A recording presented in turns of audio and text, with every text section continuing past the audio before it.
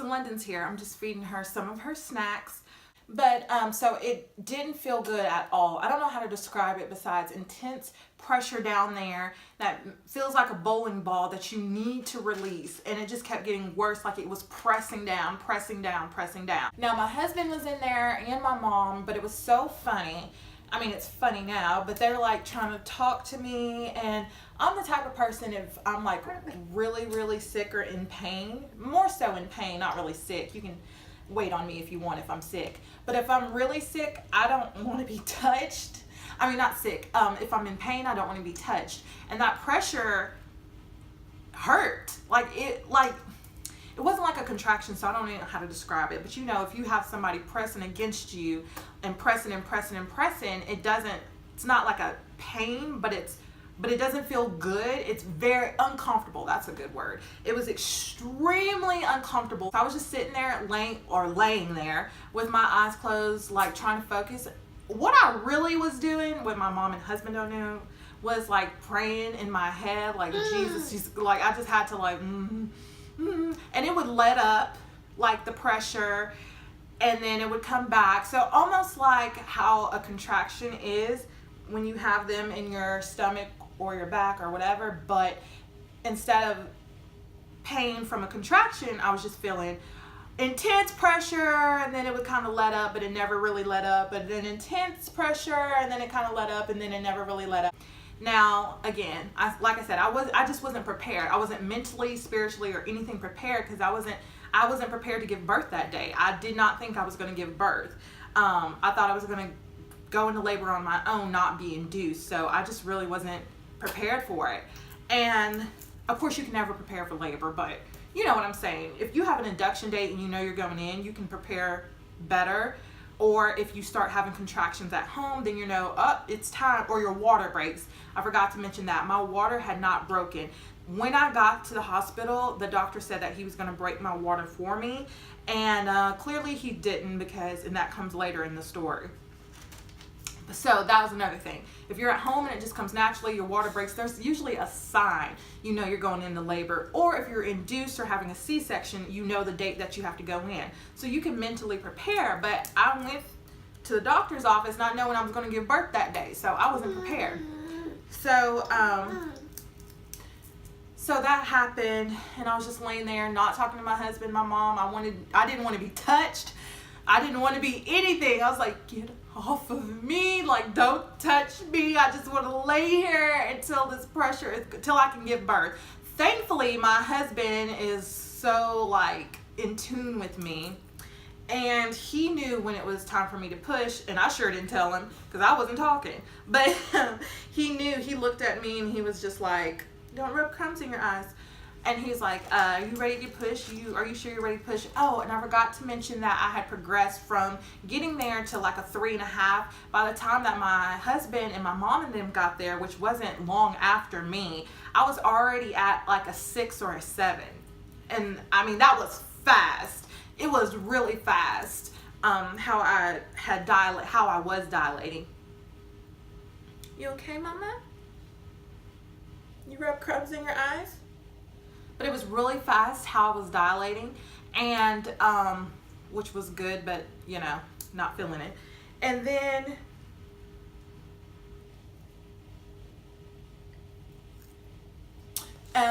so my husband just looked at me and he knew. He was like, I think she's ready to push. So they were like, let's check her. And they checked me, and I don't know how he knew. Like I said, he was just in tune with me because I wasn't even talking to him, but he was beside me the whole time. And they checked me and they're like, yeah, she's ready to push. And I was like, oh, in my head, like on the outside, it probably looked like I was being mean, but I was thinking thoughts in my head that weren't mean, so sorry. But in my head, I was like, thank you, Jesus. Oh my gosh, thank you for my sweet husband who knew like to get them and tell them to come on and check me. Because the whole time I wanted to say, somebody come check me. I'm ready to push, get this baby out of me. I'm tired of this pressure. But I just couldn't bring myself to speak a word. It was just that intense. I was just like, I don't even want to open my mouth to talk. Okay, somebody's gonna have to read my body language, and my husband did, so thankfully. Yeah, so they came and checked me, and it was time to push. And I had progressed. This is the same day. My doctor had already told me, like, you'll probably have her sometime tonight or tomorrow. It'll probably be tomorrow because, you know, like I said about how it is when you get induced. So nobody was expecting me to give birth. The nurse that was taking care of me was super sweet and wanted me to have her, like, give birth before she got off her shift. And her shift ended at like 5, I think. I gave birth at 5:30. So that was pretty funny. But yeah, I gave birth at 5:30. I pushed for, no, don't quote me on this, but I'm pretty sure it was like 3 minutes or 3.5, 5, 7. No, sorry. It was 7 minutes, 3 pushes, I think. Or something like that. Or it might be the reverse. No, yeah, it was 7 minutes, 3 pushes. Okay, when somebody like rolls by your house real slow, you get suspicious. But yeah, it was like 7 minutes, 3 pushes, and I had her out. I'm telling you, I was not giving up. I was not about to quit until she was out of me, because that feeling of just something being down there just pressing against you is not fun. And I was like, this baby's getting out. I'm taking my breath and we getting her out, okay? And so she was born September 1st at 5:31. I said 5:30, but I was just doing an estimate. She was born at 5:31 on September 1st, and I was only in labor 5.5 hours. So yes, I was induced and didn't even know I was gonna have a baby that day, and I gave birth in 5.5 hours, and I just feel like so blessed and so like it was so cool. And I did not feel my contractions, so that was cool too. All I felt was the intense pressure, but I know it was all because of him, all because of the prayers I had prayed my entire pregnancy, which will be more in depth if you want to hear more about that in my pregnancy story part 2. I'll have that up this week or next. And it was just such a blessing. It was such a beautiful, just awesome way to give birth. I would have preferred to be. Next time I plan to talk to my husband. Next time I hope that I don't have to be induced and I can go into labor on my own. But I was just blessed just to have my baby after what I'd been through. Again, pregnancy story part 1. It was just a blessing just to have a baby, finally have a baby in my arms. And to be induced and give birth so quickly was such a blessing. So, yeah, that was my labor and delivery story. I might include a few pictures, but I just hope you guys enjoyed this and that it blessed you in some way. And just know that prayer works. God is awesome. And if you're having a baby, even if you have to have a C-section, induce, even if you need, I forgot to mention one thing. I also forgot to mention that no, I did not get an epidural. I left that part of the story. I didn't have an epidural. I had her naturally, but they did ask if I wanted some type of like pain medicine, like I guess a strong Tylenol to take the edge off. I did get that, but let me tell you, it did nothing.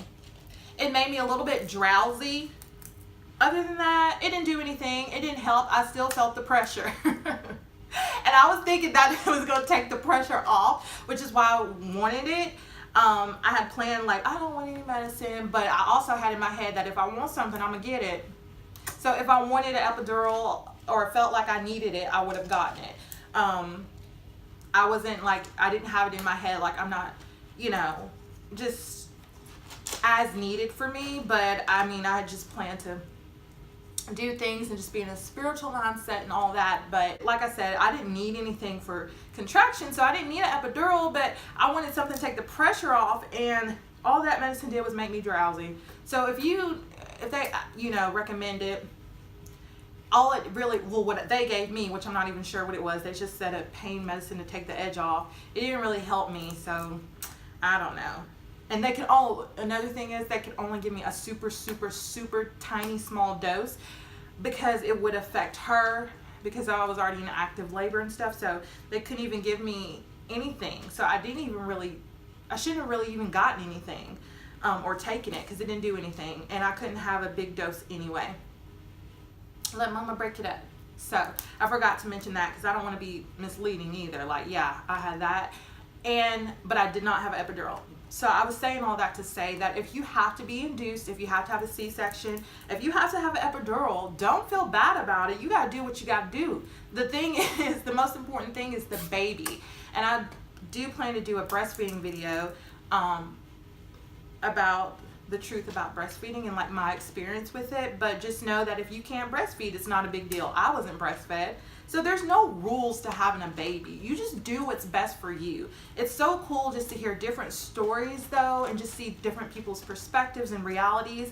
But there's no certain way to do it. I just believe that if you pray and just give everything to God, that you can have a successful birth, labor, and delivery, whether it's induction, cesarean, or natural, or whatever way, with an epidural or not. So I just had to put that little 2-piece in there because nobody's better than anybody else for the way they do things. But yeah, I hope you guys enjoyed hearing my labor and delivery story. It was just very comical how I should have had my husband here to let him tell it how I was when I wasn't talking to him, or my mom. My mom claims I told her to get off me and go away. I don't remember what I said. She's probably exaggerating, but but yeah, it was something else. That pressure was something else, honey. Felt like 3 bowling balls, like trying to get out of, if you're a woman. So that's kind of what it felt like. But we hope you enjoyed this video, and we hope to see you guys back soon on our channel. Don't forget to subscribe if you liked it. We would love to have you, and it's free. We'll see you guys later in our next video. Bye.